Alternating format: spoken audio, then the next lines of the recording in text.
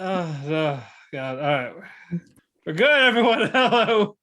Welcome to Talk to Keki. We're keeping this. We're tired. Can you tell? Oh, yeah. I'm tired, man. I'm Matt, your host, and joining me, my co-host, Ethan. What's up, buddy? Konbawa, Macron. Genki desu ka?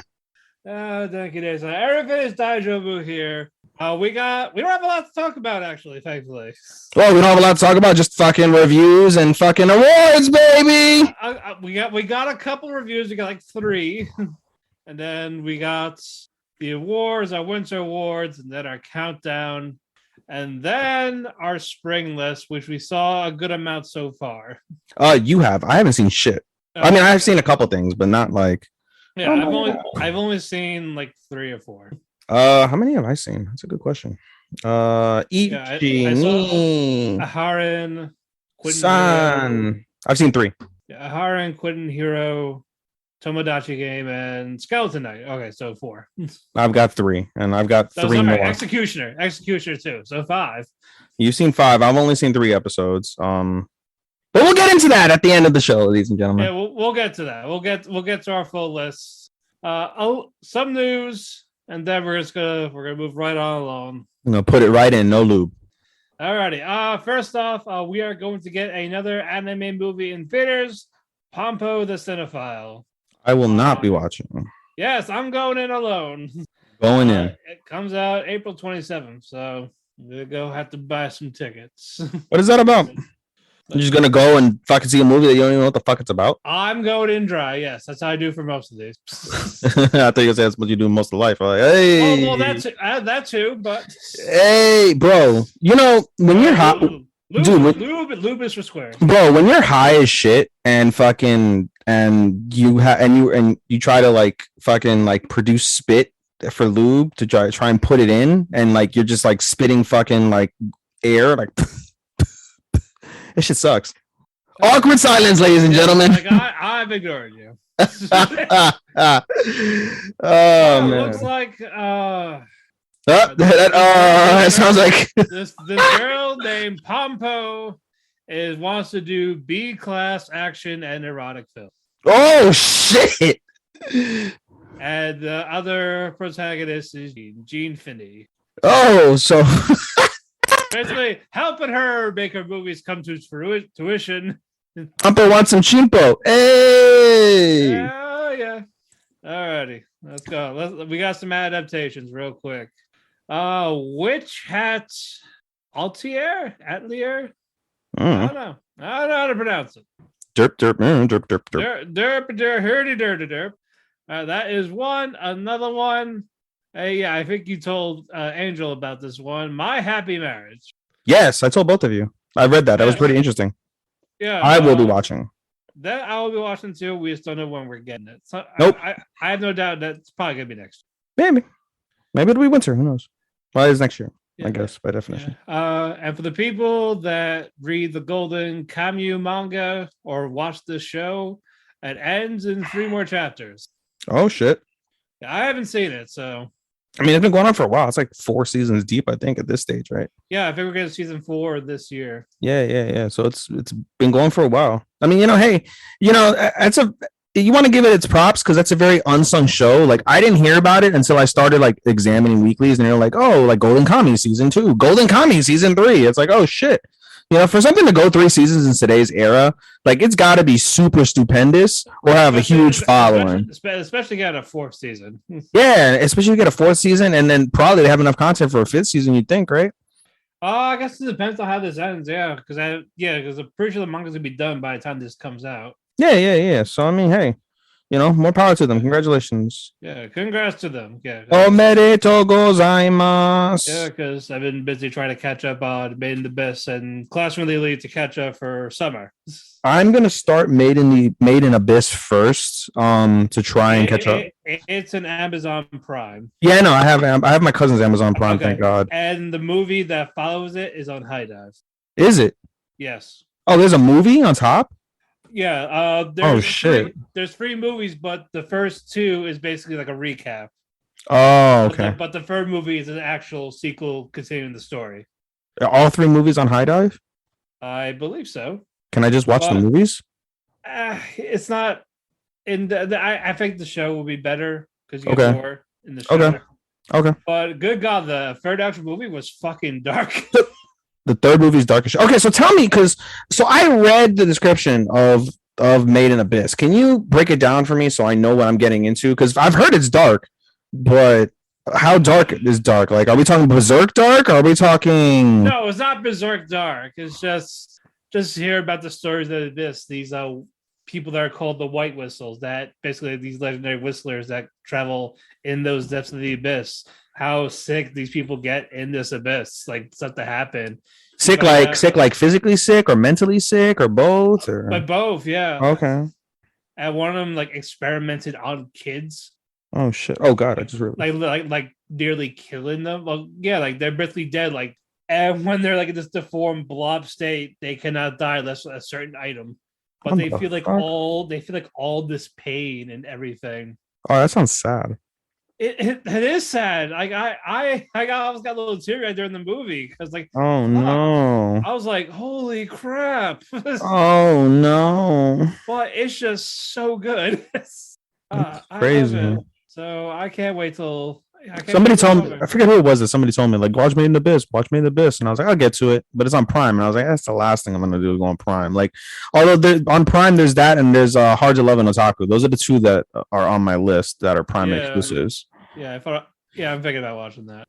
Yeah, I've heard it's really good. Hey, it's adult rom-com. Oh my god, Angel, adults.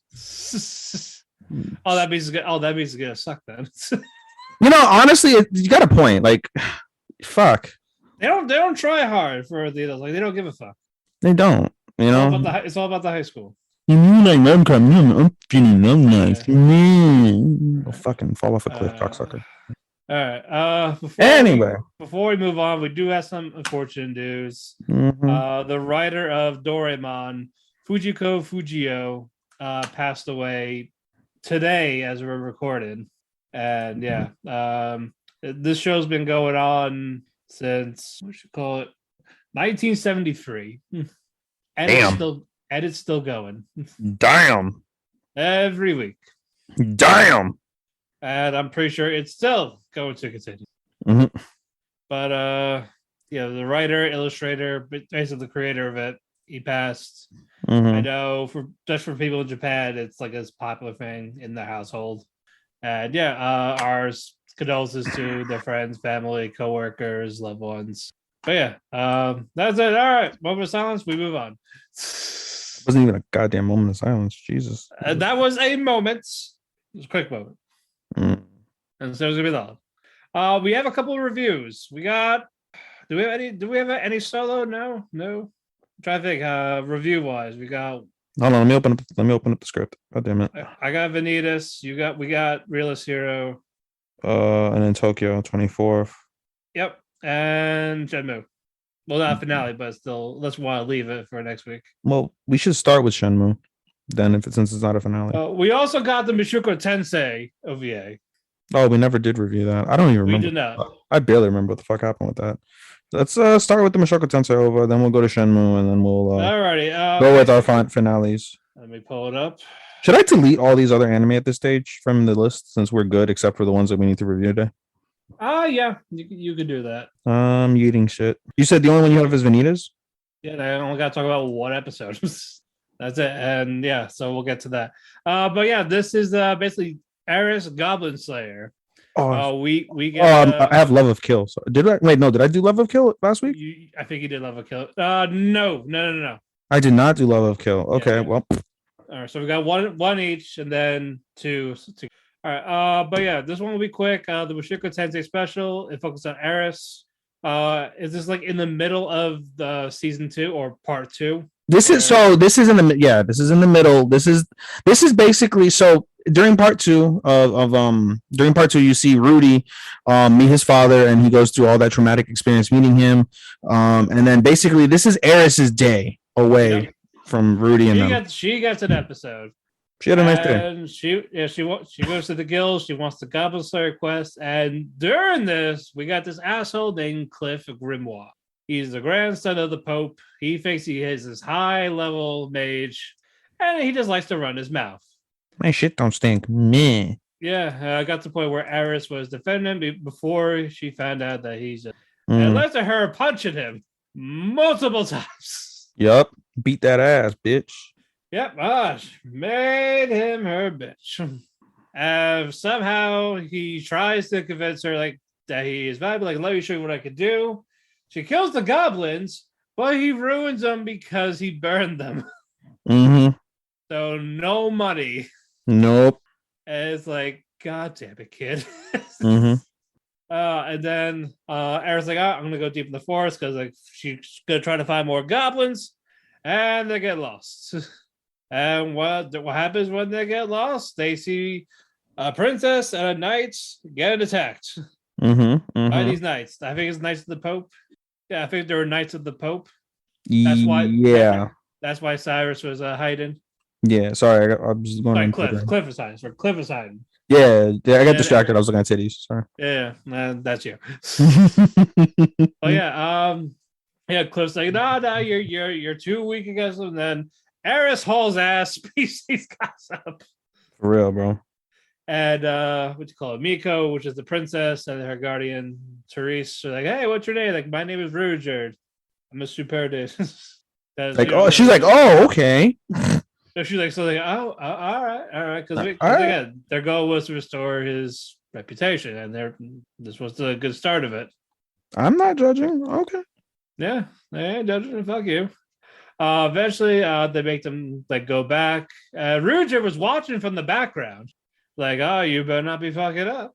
They eventually get back, and Cliff's like, marry me. That Eris is like, you're out of your fucking mind. Mm-hmm. Nah, I love Rudy. Fuck you. What is it about Rudy that you love? Everything. Right. But yeah, she pulled an I love Amelia to Cliff. Basically. But Cliff is determined, like, I'm gonna make you my wife. And then we get back to what happened in the episode where Rudy is sulking in his room crying. Mm-hmm. And Eris like, who did that to you? You fucker. Gonna kill you. Like, I'm gonna go kill that bitch. Silence! I'll kill you. All right. But yeah, that was fun.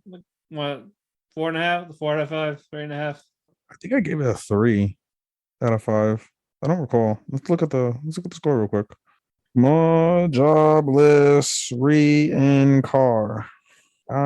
Survey says 3. I gave it a 3. All right.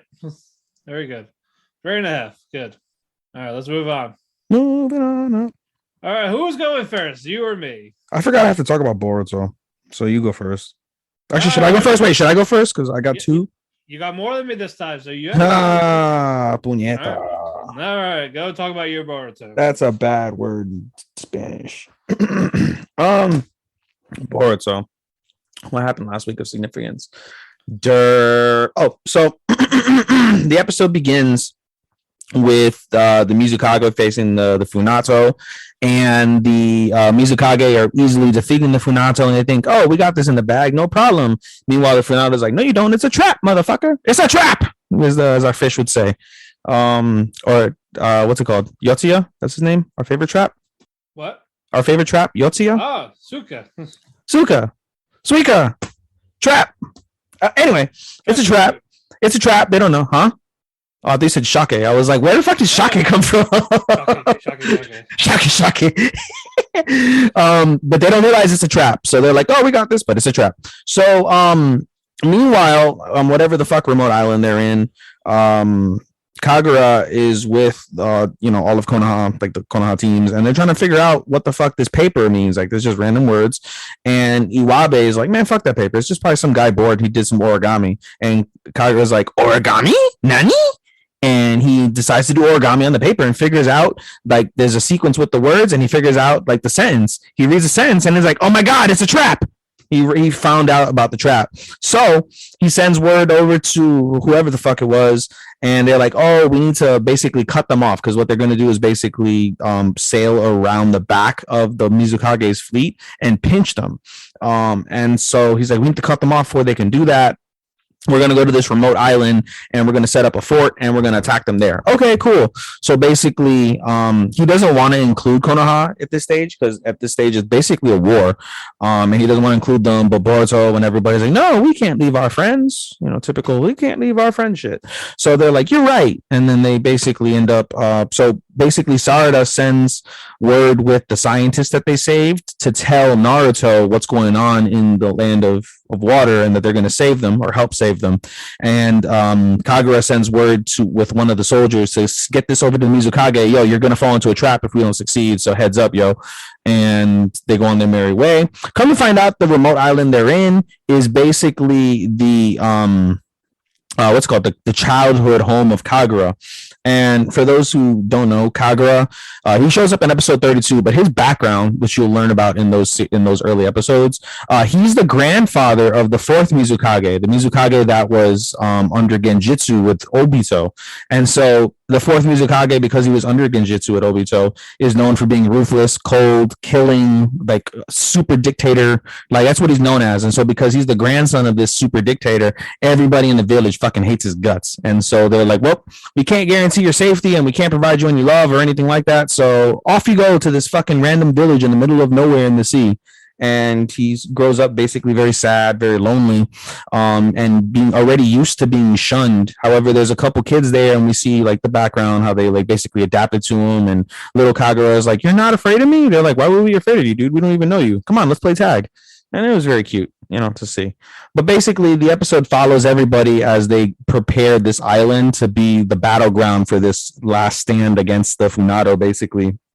Let me phrase that: the last stand against the Funado surprise attackers, basically. And so, you know, there's a couple little tidbits here and there. Like, it's funny, you see Meadow Lee kick down a bridge and they're like, "Oh, I destroyed the bridge," but he ripped his pants. That was funny. And then we also see Hibichio, who is like the most evil of like the 7 ninja swordsmen that are there. She sees him and they're like, "You know, I can't stand to see you you suck with needling." And it's because she handles like the little needle sword. So she basically sews his pants back up, and you see little what's it called? Little Meadow Lee. He's just like, oh, you know, like he's all like super shy and shit. Like he's got a little crush on this woman who basically like loves killing. So it's kind of interesting. Like the most like pussy out of the guys is the one that fucking loves the most savage of the girls over there. So that's cute. But basically, the end of the episode shows how it's going to basically be the last stand between them. So that's pretty cool. Again, good shit as a whole. My season finale is my first one is Love of Kill. I loved Love of Kill. It was very unsung, truthfully. Like at first I was like, it's whatever, but like there's different elements. Like the more I thought about it, the more elements of Love of Kill that I enjoyed throughout the series. The final episode, basically, we see the finale of the flashback in the previous episode with the whole story of Ryangha and young Chateau, and the third guy who ends up assuming Ryangha's name. Very, very poignant stuff. And basically we see Chateau now in present time falling back to whenever she goes to like panic attack. She's like, you know, gomen nasai, sumimasen, and she just apologizes over and over and over and over. And that basically is like her trigger. Like whenever something triggers, she falls into like this like zone of just saying, I'm sorry. It's quite disturbing, but it's something that you would see, you know, you would find prevalent in those who have had, you know, severe mental trauma in their lives. And for someone who killed a fucking guy at the age of like 6 with a gun, I mean, that's probably traumatic in itself. So she wakes up about 2 days later, we find out, and she's like, oh, and she sees Ryangha and she begins to break down and cry. And she's like, you know, who are you? Like, what did you do with him? Whatever. And one of the scenes that we saw in the previous episode was that whoever the detective was who told the now Ryangha told him basically, hey, you know, forget this whole scenario ever existed. Forget these guys exist. Forget the girl. Forget him. Forget it all. And he basically told her, like, I'm glad to know that I'm glad to know that, you know, this actually happened because it makes me remember that it did too. And it was very nice. The rest of the episode focuses on them trying to, like, you know, gain some footing, because she's like, you know, at the end of the day, like, they've been through so much and she wants to start an actual like partnership with him. He wants a date. She wants to pay him.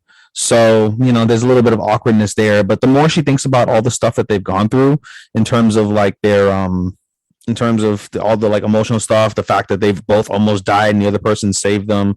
Like she begins to like get really happy and stuff. And the episode ends with like different parts of the show kind of coming into frame for hopefully what will be a season 2. The boss gets good from the previous or from early in the season when he got stabbed in the neck. He's good. He visits Chateau's adopted mother to make sure everything is fine, no problem. Meanwhile, Jim, who's the secretary of the office, is held at gunpoint by the guy who helped Ryung-ha escape from the guys from Donnie's mansion. And so we're going to see basically he play a factor in terms of them coming to, back over to try and save Jim or try and meet Donnie, whatever the case will be in season 2. So that's interesting. And basically the episode ends with Chateau thinking about everything. She gets, she starts blushing as Ryung-ha comes over to talk to her. And as they're sitting on the roof of like their little hideout, there's a helicopter that passes and they both like become suspicious. So they both draw their guns on each other. And then they like decide like, nope, we're good. And then they basically split their own ways. And it is a super duper, really like wicked, what's it called? Really wicked saying at the end. They were like, oh, if our love is paved in blood, let there be, brutal death behind it. Some crazy fucking saying, but it was super duper wicked. I was like, wow, what a fucking quote. Like, I was super gangster, and that's how the season ended. So I hope it's a season 2. I don't know whether there will be or not. It kind of concluded like it would be. So hopefully that's the case. I gave it a 4 out of 5 stars. Very solid. And like I said, the more I thought about it, I was like, it's a 3. But then the more I thought about it, I was like, there's different elements about the show that I really, really liked. And yeah, I gave it a 4. So solid shit. Alrighty, very good. All right, now time for my 1. Enjoy, brother. Case Study of Vanitas Part 2. We got the finale. If you remember where I left off, No said to Vanitas, "You'll never be free." And while Vanitas had the knife in the air, you heard the as the credits rolled, and now we know what happened. Vanitas did not stab him. He stabbed next to him. And he just looked at him like tears in his eyes, like he's pissed, like, why can't I kill you? But he yelled that and just like, fuck. And then Mikhail, Vanitas' brother, was like, freak. Now he's pissed. Like, why aren't you killing him? You're not supposed to kill him. That's why he says that's why I brought No here. So you can kill him. Because I know if you try to suck your blood, you would kill him. Why isn't he dead? So basically, yeah, he just blurred out his plans, like, you son of a bitch. You motherfucker. Yeah, pretty much. Like, fuck. This guy ain't showing. Yeah, this Mikhail guy has like a dark side to him. And then like you're seeing more of that. And he uses his own book of Vanitas, and you see him start to get mentally corrupted. Like he's losing his mind, like he's losing his actual name, and just you see like a bunch of zombies around him, like kill, like he was saying like kill them. And while that was going on, Dominique, on top of the first one, was still in that inner struggle of herself. Like she was also about to lose her actual name and then kill herself. She eventually did snap out of it because No needs me. I can't leave him. And then when she actually snaps out of it, she saves them. Like she actually got character development. We can see what she can actually do in terms of fighting. And it was beautiful and badass. While that's going on, she goes to confront Mikhail. They see like this, like a slash, like everything stops.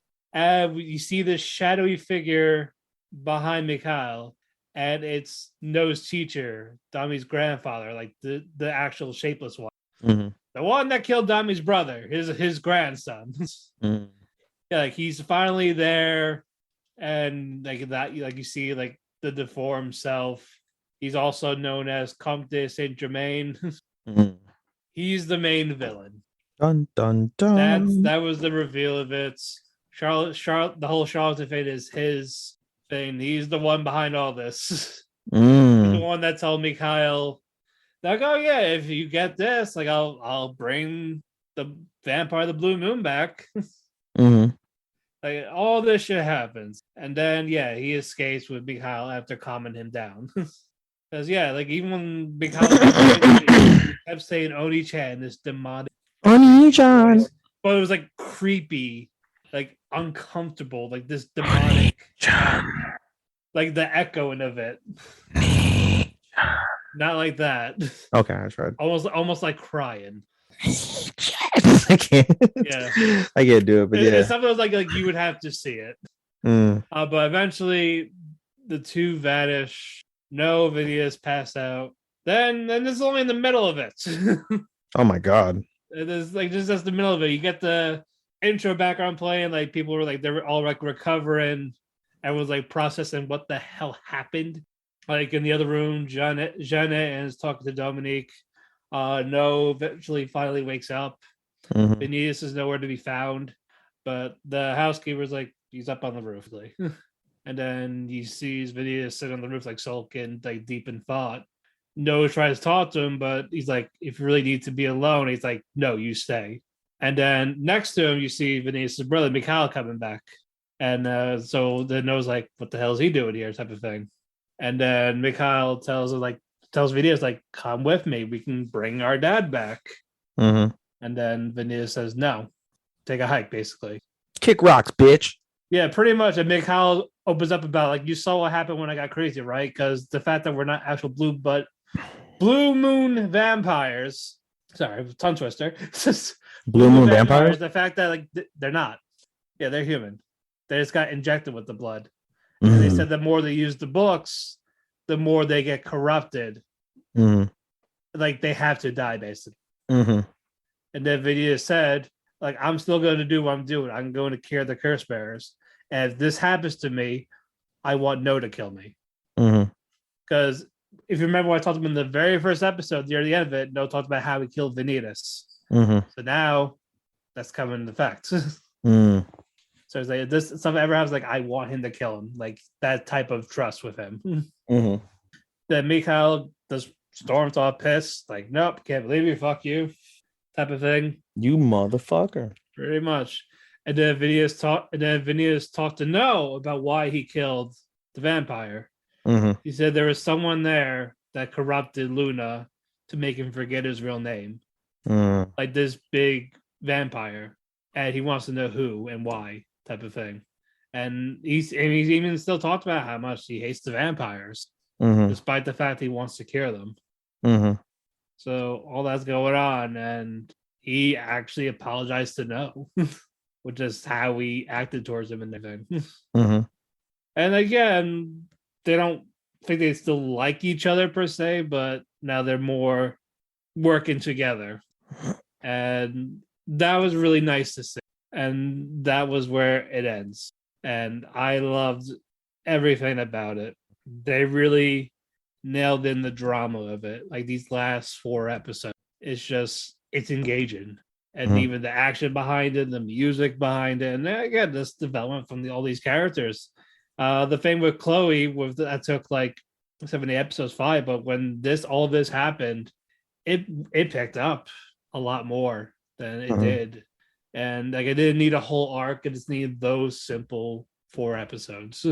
And then I can't wait for season 2. I know it's going to be a while because basically this ended where the manga ended right now because they're on hiatus. Oh shit. Yeah, so they followed whatever was out. And now we're gonna wait we're gonna have to wait a couple of years. Well, it'll be worth it. 2 worth it years. It definitely will. Yeah, this is my unsung anime from last year and this year. I don't think it gets talked enough a lot. This was a 5 out of 5. There's everything about it. I just can't wait. Can't even, bro. Yeah, can't even. All right. Can you odd though? Nah, we're all odd. If you can't even, can you odd? Well, that's a bit unfortunate, don't you say? Yeah, no one wants that shit. All right. Let's go with Shenmue. All right. Because I'll let you take over. Oh, Jesus. Oh, what the fuck happened this week? I shouldn't know. Yeah, that's why I said like, shit. The guy there. Yeah. Okay. Got it. All right. You got it. All right. So the episode of Shenmue basically starts off. He asks, what's the girl from the temple, the little girl, not little girl, but like the younger girl. Talk about the housekeeper. Yeah, the housekeeper lady. Do you know her name? Fuck. What was her name? I don't remember. Anyway, he asks her. He said he gives her a sheet of paper and asks like, "What is this?" And he's like, I don't know what it is exactly. So why don't you ask like so and so at the tea shop? Fang Mei. So he asked Fang Mei. Goddamn. Now I'm forgetting Shenmue's name. Rio. I always call him Shenmue. It's so much easier. But Rio. Yeah, no, it's Rio. Shenmue in his name. I know.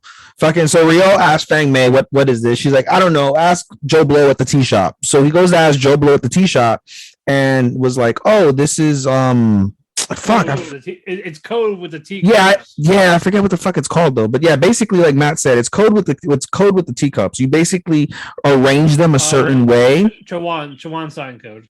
Chuan, okay. So you arrange them a certain way, and then that's supposed to let whoever sees that know, like, hey, I'm an ally of so and so. I work for so and so with so and so, whatever the case would be. The karate. Yeah. So he's like, oh, if you want to. So this is basically the code for what's his dick for? Actually, no, wait, I'm skipping something. He asked Joe Blow at the coffee shop. Joe Blow at the coffee shop is like, I think it's this, but if you want to confirm, go ask the sensei, the old lady. So he goes to the old lady. The old lady is the one who tells him what it is and what it relates to. So she explains everything, like the code, what it is, like earth, dragon, water, fire, and you arrange them a certain way. Heaven, dragon, earth, friend. Yes, and so basically you arrange them a certain way, and that is basically the trigger. Like, hey, I'm with Shugen Tats. So he does that in like this tea shop, and he gets a note at the end, and it's like, oh, meet us at the park at like 9:00. Like, okay. So derp. He goes over to the park, and he gets bashed in the fucking back with a steel pipe, and he's unconscious. He wakes up. That pipe is the villain. For real. Pipe is OP as fuck. For real. But Fang Mei dragged Rio back to the temple after being assaulted with the pipe. Bro, and is that Pipe Son? Is it Pipe Kun? Pipe Chan? We're not going to assume his identity, but because of this, he goes to Zhang Yu's barbershop. Yes, and Zhang Yu says, because Rio talks about the wounded martial arts, and he tests his reflex. No, so he not even that. He went to like another tea shop. Incorrect. He went to another tea shop. He went to another tea shop, dude. He went to another tea shop. He gave him the cups. He put the cups there, and he's like, you fucked up the cups, right? And he's like, what do you mean? He's like, they're not quite right. And he's like, are you a martial artist? And he's like, I used to be. He's like, do you know the wood? And he's like, no. He's like, come with me first. First, he's like, come with me. Then, as he said, he goes to a barbershop and he pulls out a razor, sharpens it up real nice, and tries to stab Rio with it. Rio's like, dude, what the fuck are you doing? And he's like, oh, yeah, you're a martial artist. He's like, you're lacking some shit, though. So get out. He's like, what about the wood? He's like, you're not fit to learn the wood. He's like, this fucking sucks. So whatever. He goes about his day. He goes back to a freaking he goes back to another shop or whatever food place, gets more teacups, does the shit. Same thing, gets a note, come over, meet me at 8:00. And so this time though, he comes back to this diner. He does it at a diner, comes back at the diner. But the reason why I went to this diner is because he found out before the test with the knife, the guy told him like, oh, I saw somebody with similar code at this diner. And he's like, oh shit. So he goes to the diner, does the code, gets a phone call. Phone call's like, hello. Nobody answers the phone. He goes back. There's a note at his seat saying, meet me here at 8:00. So he goes, leaves, comes back to the diner. The guy meets whatever, this fucking businessman basically, and was like, hey, are you a comrade of Shugen Tats? And he's like, yeah. All of a sudden, these fucking ruffians come in, and they're the same ruffians that Rio dealt with in the previous episode. And so he kicks all their asses. But basically, who's the woman? Master Zhu Ying. Shu Ying, yeah. So she basically comes over to try and find Rio because she knows Rio's like getting himself into shit, and she's concerned for him. And so she does some sort of poison dart shits and makes everybody unconscious. And all they left is this gay guy who's the boss of them. And the gay's like, "You're gonna regret this." He runs away like super queer, and it is fucking hilarious, man. I fucking died laughing on my couch when I saw that. Oh, yeah, I couldn't help but laugh. Like that was like, fucking, you can't see what I'm doing, but he ran away like such a fucking sissy. It was so fucking hilarious. Move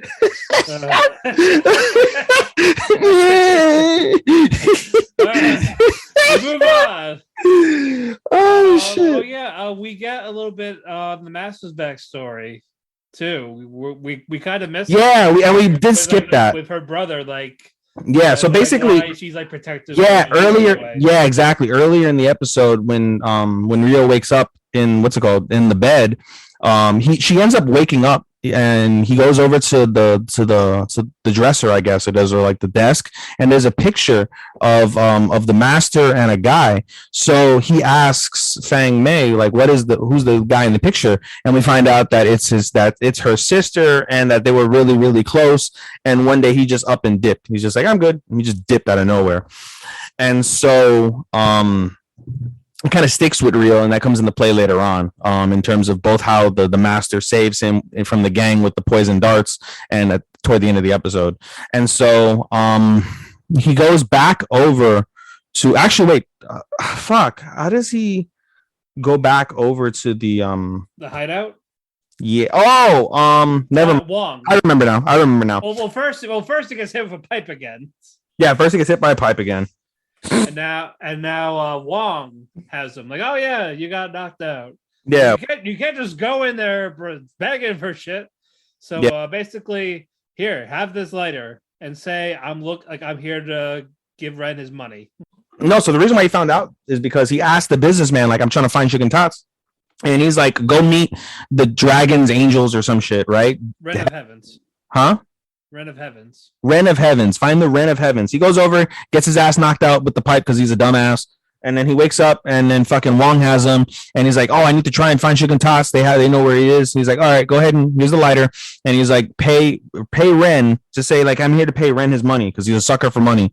So he does that, gets to meet Ren. Ren's like, "I'm trying to meet Chicken Tots," and he's like, "Okay, no problem. I'll take you to see Chicken Tots." So he goes over to like some fucking place down like wherever they're at, and he fucking turns the lights out, steals the money from the gay guy who's doing a transaction with some old man, and he dips, and he's like, "What the fuck, dude? Really?" He starts chasing us. He sets him up basically, and then fucking Rio accidentally knocks over a pipe that lets everybody know again with this fucking pipe. He lets them know like, "Hey, I'm here," and so they ends up having the fight. He beats all their asses, and he chases after Ren. After a long ass like run, and he ended up kicking fucking some structure off. They both land on top of a truck. And Ren is like, "You alive?" And the guy's like, "Barely."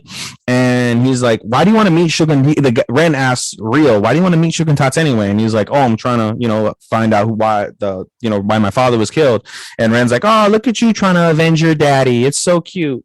But then he's like, "You can't go and like fucking like, dude, you can't fucking go and like put yourself out there like that. Like you really are gonna get yourself killed. Like I understand, like you got balls, but you got to be like selective with your balls." Basically, is what he said, and he said other words, but that's basically what he said in essence. So basically, like, he's fearless. Like just dive it in. Yeah, but you got to be selective when you do that. Yeah. And he's like, you know what? That it triggered something. So he goes back over to the guy at the barbershop and sits down in the chair. He does the thing, but this time he doesn't flinch at all. And the guy's like, "Oh, you finally understood what it is." And he said like, "This is the fourth wood called Don. I believe it's Don." And he be fearless. What is it like? Basically like be fearless. And know like when to be. Like be willing to jump in no matter what. Like cost. Like the fact that you could die. Like you gotta have nerves of steel, basically. Basically, yeah. And so he takes that. He knows all four pieces of the wood. He goes over and talks to the sensei and was like, "Hey, I found out about your brother." and she's like all shook or whatever.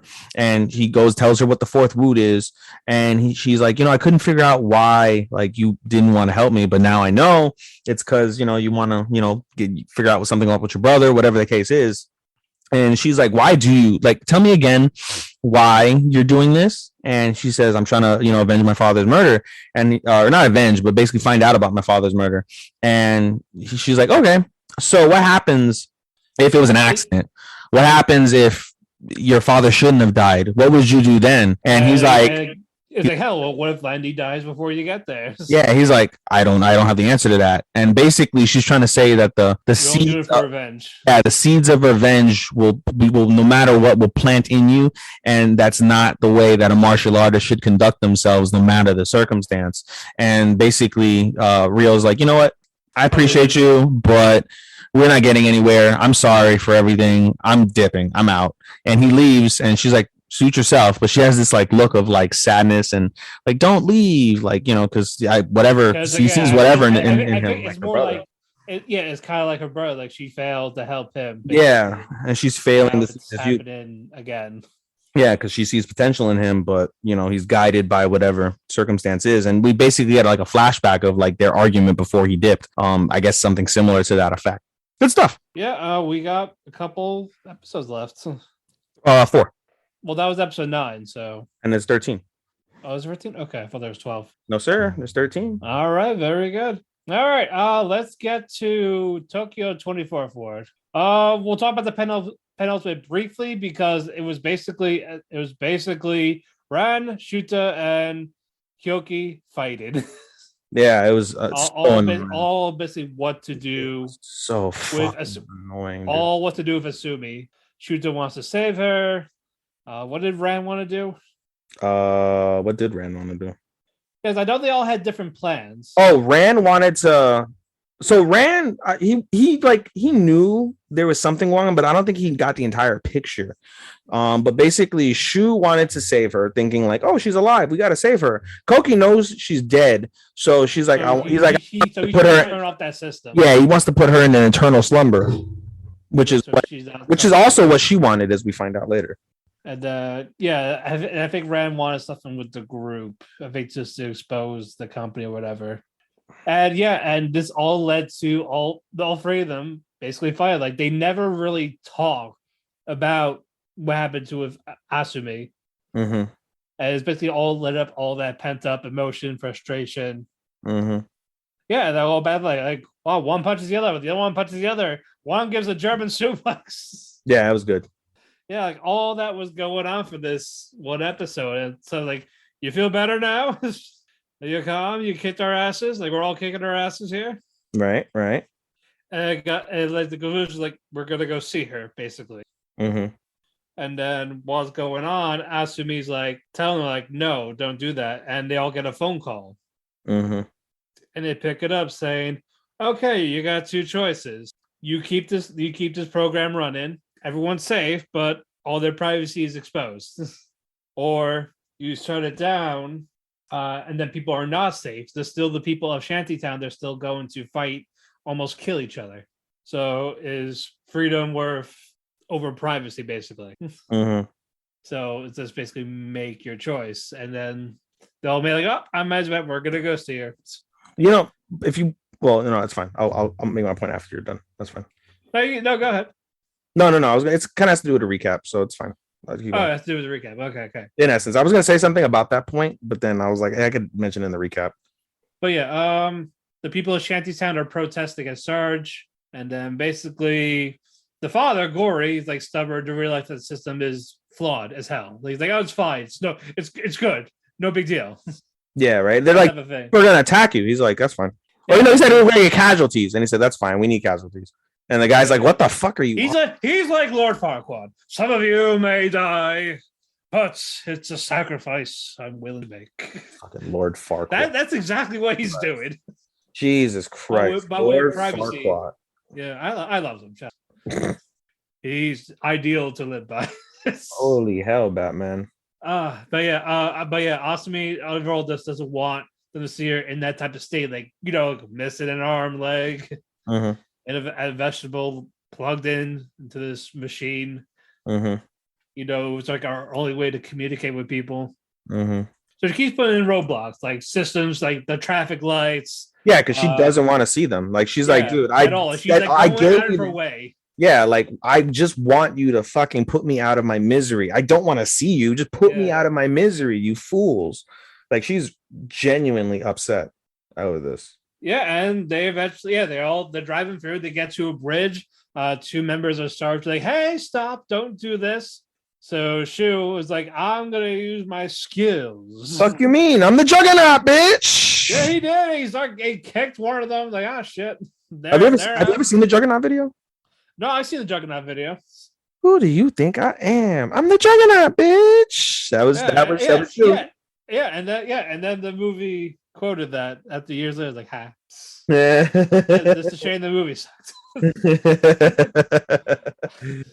But we're all right, moving on. They get to the building, but Asumi locked the door, like it's barricaded shut. Yep. And she was like, I'm gonna use my skills. And then Rand's like, I'm gonna use my skills. Yep. His hacking skills. And then eventually, after Shu broke his fucking shin, like little super booster guard things, and Rand did some hacking. What's it called? Asumi is like, fuck it. You guys are here. Fuck it. Like, come it. Just come. Just Wash come. your feet. Why don't you? Just come. Just take your shoes off before you enter the metaverse, please. I bet you want me to make you some sausages and gravy now, don't you? And so Rand uses the skills from the fucking drug in order to basically hack into Asumi's like metaverse, like, you know, metaphysical universe, however you want to describe it. Yes. Keep on. And then they walk in, they see her, and they're like, ah, shit. She looks terrible. What did they do to you? Yeah, this shooter is the only one that's like. Why did they chop off her leg? Serious question. No, I think it got crushed during that fire. So they just like, fuck the leg. Yeah, pretty much. We forgot a part. Basically, we find out it was Shooter's fault the fire happened. That was in the penultimate episode. Yeah, well, but we talked about it for a little bit. Like I forgot about it. Yeah, we find out basically. It's his fault because he let the rats go. He saw the rats and he's like, oh fuck it, whatever. And it's like, oh shit, they were. All right, moving back on. They all say like, why are you guys here? Like, oh, we just wanted to see you. For Rand and Kyoki, it was basically a goodbye, more or less. Mm-hmm. And it's like, yeah, like you're giving us all these choices, and like, yeah, like these people need to learn to make their own choices without like this ultimatum, that type of ordeal. And they, and then eventually the friends were like, talking about how much they loved Asumi. Mm-hmm. That's all it was. Like everyone's saying that they loved her. That was annoying. That part was kind of annoying for sure. Yeah. I was like, you don't have to do any of this. We can make our own choices. Shu saying it was cute. Koki saying it makes sense because that's her fucking older brother. And Rand saying it makes sense too because they're childhood friends. The three of them were childhood friends. And now everyone else is saying it. Even fucking what's her face? The girl from who liked Shu, the redheaded girl. Mari. Even Mari saying it makes sense. Again, childhood friends. The father saying, even though he's a crooked asshole that fucked his daughter up, not realizing what the fuck happened. But he still loved her. He was just blinded by everything he wanted to do. Just blamed. But it makes sense. But then when fucking the Mr. Trash Man around the corner, what? What? I love you. I love you. I love you. I love you. She's like, I love you all. Oh God. I was like, shut the fuck up. Like, God, give me a break. But, shut the fuck up, bro. Like, let Shu have his fucking moments. Yeah. Well, yeah, he's the only one that still didn't want to. Like, I could still save her. God. It's like, bro, no, you can't. Yeah, and then things just start going back to normal. The system's just shut down. You missed the part. They fast forwarded. I don't know if you noticed it. They fast forwarded. Yeah, it was to the time where the episode ends. So the day the episode ends, which was April 6th, 2022, is when they fast forward in time too. That was fucking cool. That was cool. I gave them props. That was fucking cool. But what did you think of this show? So what I was going to mention earlier is that, you know, one of the things that made me feel better about the way everything ended is because I work in IT. For those who don't know, I work in IT. I work in IT security. So the principle of the way society goes nowadays in terms of privacy issues and things along those lines, it really intrigued me. The principle of, hey, you can have a utopian world, but you'll have no privacy, or you guys can keep all your privacy and all the fucked up shit happens, crime, murder, rape, whatever the fuck you want to say, like those things will happen.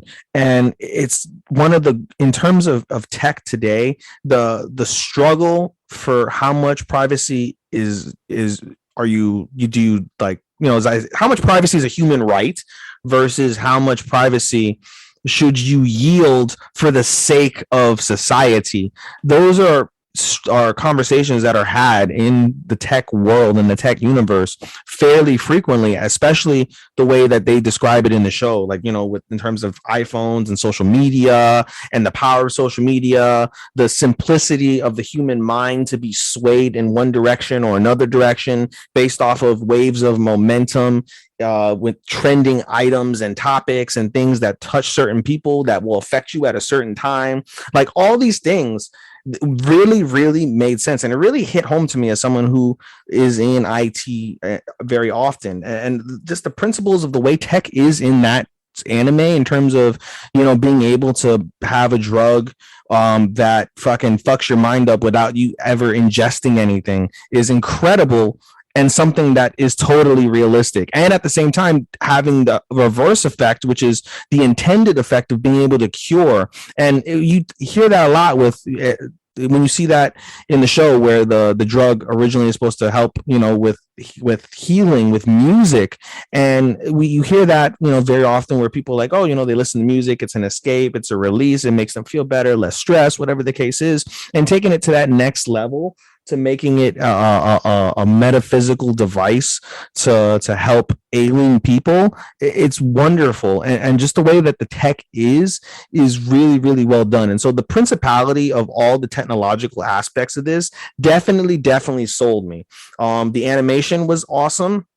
Through most of it, there's some parts that were like, dude, really? Like, especially in the last episode, it was but then there were other parts that were like, holy fuck, it was great. The action was hit or miss. It started out fantastic, went bleh in the middle, and then at the end it picked up, and that was fun. And the characters weren't that bad. Each character had its own purpose. I like the way that all three of the main characters in RGB had a say. I like Mari, how she had to say. I liked Asumi. I liked the especially you were like on the episode, I believe, where they talked about all the other side characters, how they all are intertwined into what has occurred. I really liked that way that they wrote that out. And so the only thing I would say that sucked, besides the couple recap episodes I think we got, or delays, was just, I would say, maybe like the story in the grand scheme of things kind of got lost in the center.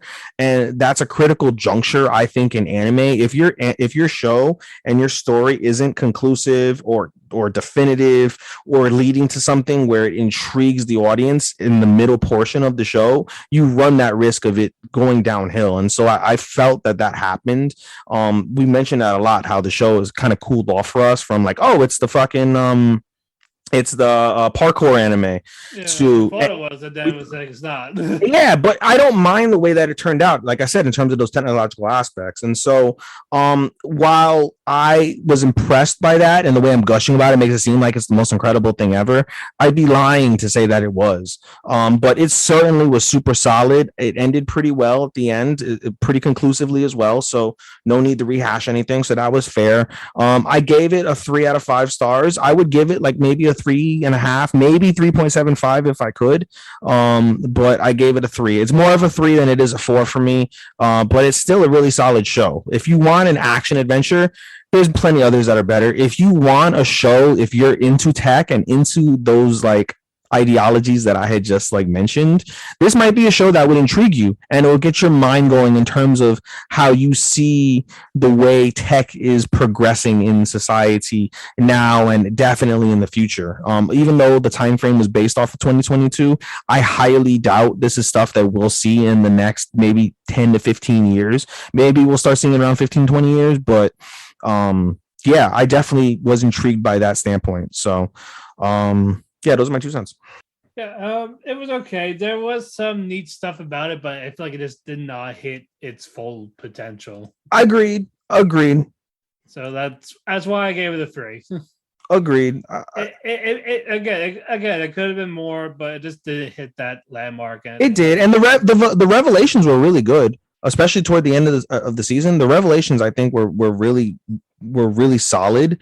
I can't say really well done, but they were definitely solid, definitely surprising, and I was happy with them. I wasn't like, oh my god, like, you know, we always expect or want to be, but I wasn't like, this is fucking garbage, fuck this shit. Like, you know, it was never like that. It was, you know, for, as our friend Angel likes to say, is it forgettable? Probably in most instances, I would say it is. But as someone who's in tech, it'll be a little bit harder for me to forget based off of just those ideologies that you learn in the second half. And truthfully, I wish they could have incorporated that story somehow in the beginning rather than dragging it out until we get that revelation.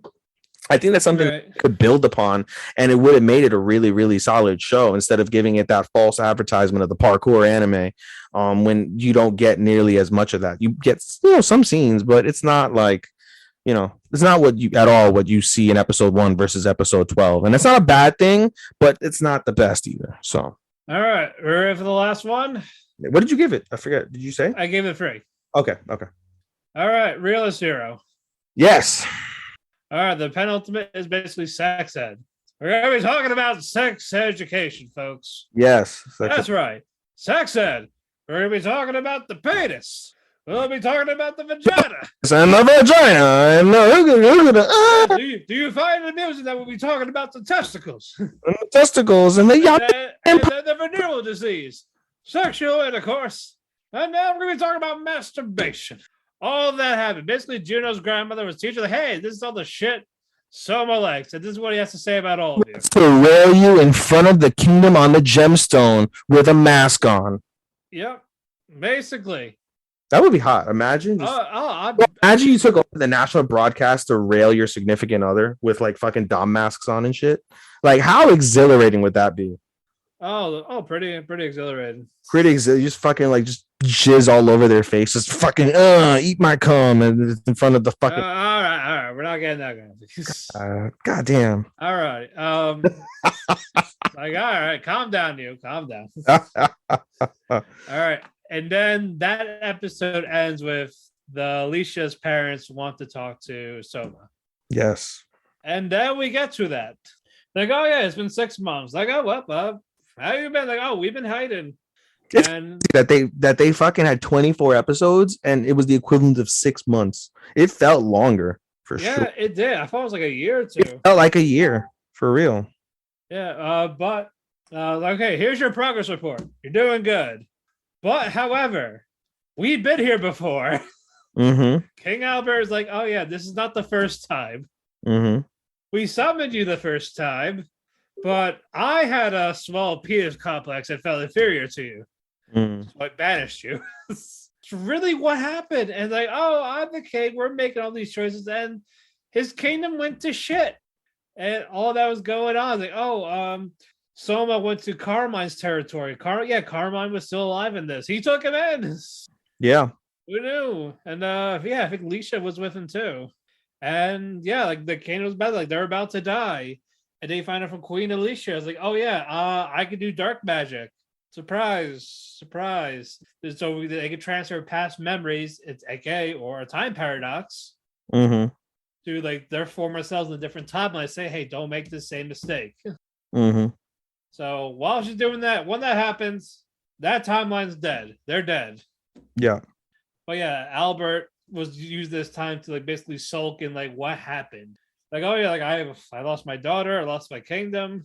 And Soma's like, not for nothing. You said that I was with Leash at that time, Well, right? well, Yeah. I'm gonna get that to the end. That was like the end of the Mm, conversation. Yeah, and he talked about Carmine during this mm-hmm. before he killed himself.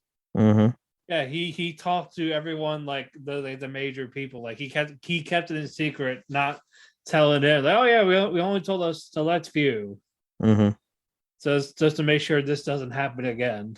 Otherwise, it's gonna keep happening over and over and over again. Right, right. And it led to the point like I believe you can do the kingdom well. Like you're the actual king now. Yep. You're my son. And then someone talked about you said I was with Alicia during this. Like so it's possible that we could have escaped. Because I would have never like let her have harm against her or some shit like Yeah, that. like be alone type of thing. And it made them like, oh my god, they were alive. Is what you think they say, bitch. They could have been dead together. It could have been, We don't know. Yeah, maybe Vargas stuffed the wind. Yeah. I never know. But yeah, he finally gets this. All is right in the world. The mother and father can go fuck off somewhere. Mm-hmm. It's actually New Year's Eve. Soma's outside. Alicia talks to her. They bundle up in the covers, waiting for the fireworks. And then Soma told Alicia that he loved her. Mm-hmm. Please marry me. And then she was like, "That's all I like." About fucking time. And they share a kiss. They kissed. It was nice. It was adorable. I thought it was gonna be like, I made a joke to myself. I was like, watch this be like, watch it. I thought they're gonna get cockblocked. I thought it was gonna be cockblocked. Then the other part of me was thinking to myself, like, oh, I wonder if they're gonna like show some ecchi, right? Nothing like crazy, but I was like, oh, maybe they'll show some ecchi. I was like, this is gonna go either one of two ways. Either they're gonna show them like laying in bed and like they're about to get it on, and then it pans away, as they do it. And the other part of me is like, oh, watch this become like fucking World's End Harm. They black out everything. Oh god, no! I would give it a 0 out of 10 after that. Multiply it times 2, it's still a 0. And then basically, after that, we hear the credits on in the background.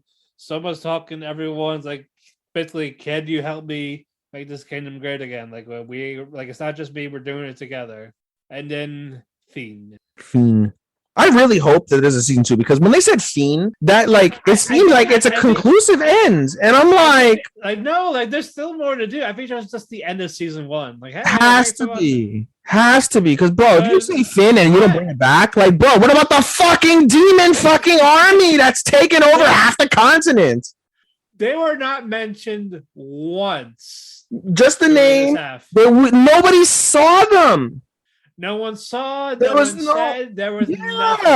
Even when they hinted like, oh, something like bad is gonna happen, right? Like, oh, maybe there's other forces beyond our work.